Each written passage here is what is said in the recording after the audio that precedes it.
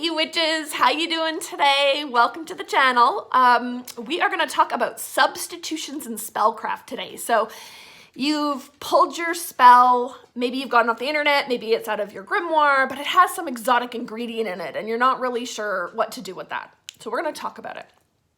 For those of you who are new around here, my name is Taya. Welcome to the channel. We talk about all things witchcraft, especially traditional witchcraft. That's where my heart lies. And for all of you returning viewers, maybe coming in from another video, welcome back. Thank you so much for the support. It's truly appreciated. And all of you, please consider subscribing. It's a great way to help us build the channel. So yeah, you found a reference spell and it's got some exotic ingredient in it.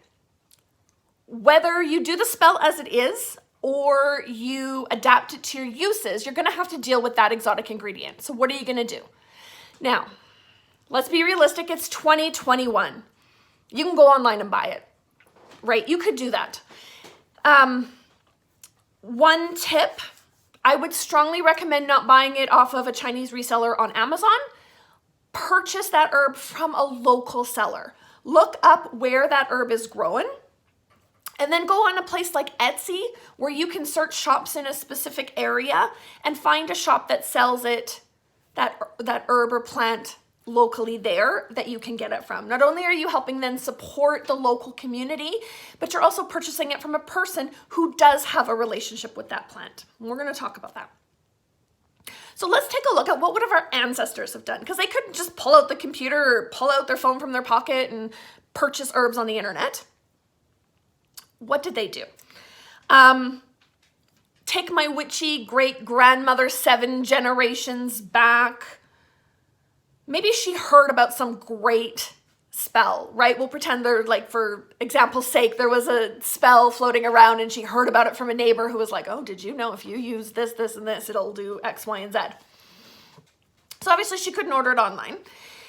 She would have to work with what was local to her.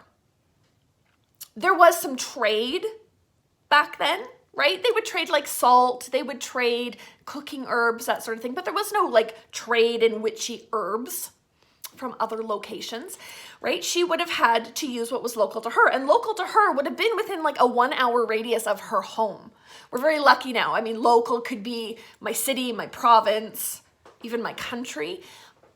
But local back then was what was within about an hour radius of your home, because mostly she was at home doing, cooking, cleaning, doing all of her house stuff. That's what women did back then, and maybe a little bit of witchcraft on the side.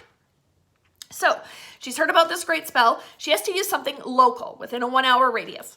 Now, here's the thing. Those plants within a 1-hour radius of her, she would have a much stronger relationship with those plants. Why? Because she's got local folklore, she's got medicinal and culinary uses for it, and all that information would have been handed down, right, through generations.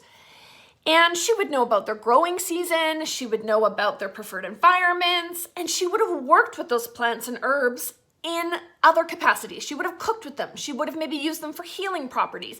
So she would have developed this relationship with those herbs and plants, which would make them so much more powerful for the work that she wanted to do. And the same goes for us today. We'll have a stronger relationship with plants and herbs that are in our local environs.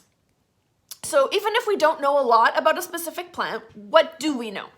We know its growing season. We know its preferred environment, if it likes a sandy environment, if it grows watery down by the pond, or if it likes to grow in Milan, if it grows in the shady part of my yard, right? We know a little bit about that. Plus, we'll have local lore we can pull from. So let's kind of break it down with, say, dandelions. What do we know about dandelions? And I'm not talking magically, just what do we know about dandelions? Oh, my dog. We know that they grow in the summer. We know that they start with a beautiful yellow flower that then turns into the puffy seed head, and that those seeds are then distributed by the wind. We know that dandelions grow along taproot, and we know that they're super persistent and tenacious, and that if you don't get every inch of that taproot out, it will grow back bigger and stronger than it was before. We know that it prefers lawns and open, sunny, green spaces for it to grow. What else do we know? We have folklore that we can pull for, local lore. These are all things I haven't done, but I've definitely heard that dandelions are edible, right? You can take the greens and put them into a salad. We know that you can make dandelion wine. You can make dandelion tea, right? So we know through folklore, we know some information about it. And personally, my personal gnosis, dandelions make me sneeze. I'm brutally allergic to them. So through all of that, I have a relationship with the spirit of dandelions just by default because they're in my local environment. That will make them stronger and more powerful ingredients for my spell work than some exotic ingredient, just because I've already created a relationship with the spirit of that plant. So are you convinced it's worth making those substitutions? It's about relationships with the spirits of our plant allies. So how do we make those substitutions? So maybe I've pulled a spell, and I pulled a spell for clairvoyance.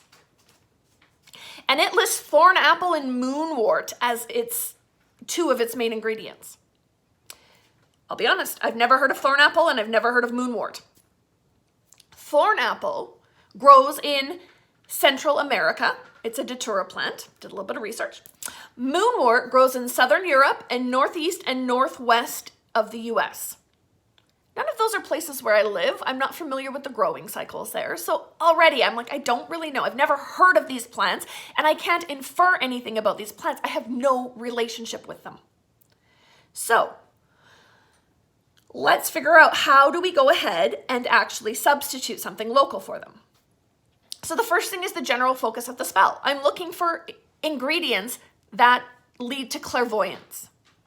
The second thing is compare them with other known ingredients in the spell. And maybe those other ingredients have, links to divination, to psychic ability.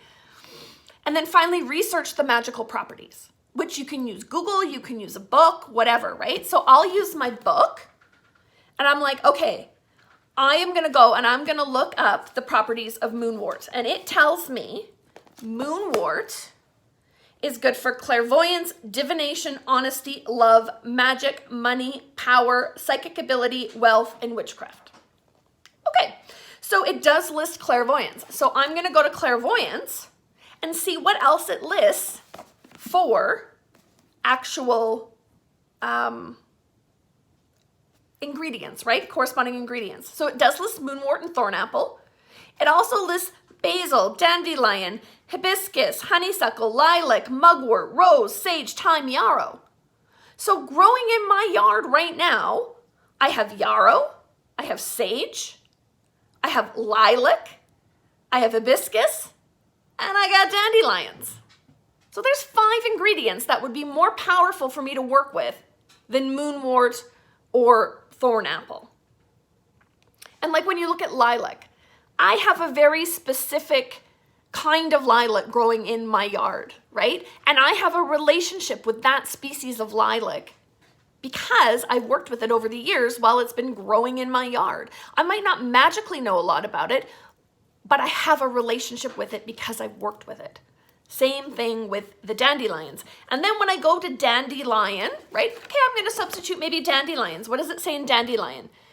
It gives me correspondences of clairvoyance, communication, divination, dream work, guidance, messages, prophecy, psychic ability, summoning spirits, and spirituality.